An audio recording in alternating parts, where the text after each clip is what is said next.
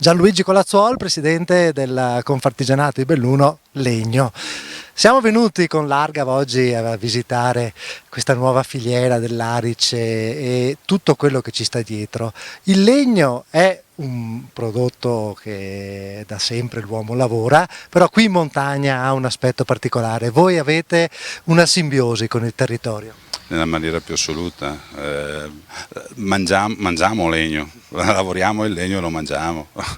Però avete anche gente giovane che inizia a lavorare, cioè sta diventando un motore di sviluppo per queste zone che è importante anche per i giovani. Sì, qui stiamo parlando di prima lavorazione, ma soprattutto anche la seconda lavorazione, le varie lavorazioni con la scuola del legno e quant'altro.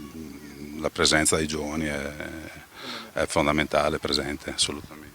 Ma voi avete l'impressione che un po' il ritorno delle case in legno, un po' i lavori di nicchia, cioè che si stia aprendo un mercato nuovo che forse era stato un po' perduto? Bah, direi forse anche di sì, però abbiamo un po' perso a livello di territorio, dobbiamo cercare, ci spostiamo magari anche nella parte del Friuli, nella parte un po' più alta, sì, per il mercato bisogna cercarcelo, però è un po' rallentato qui in zona.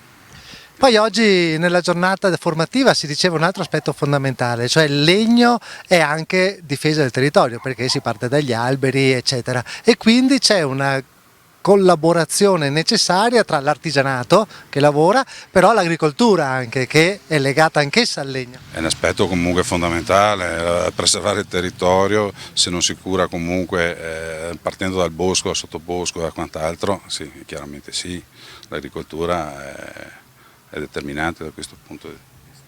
Pensa che ci sia, cioè se dovesse dire a un giovane qui nel Bellunese c'è lavoro nel mondo del legno, lei pensa che si possa in qualche modo promuovere questa area, questo aspetto?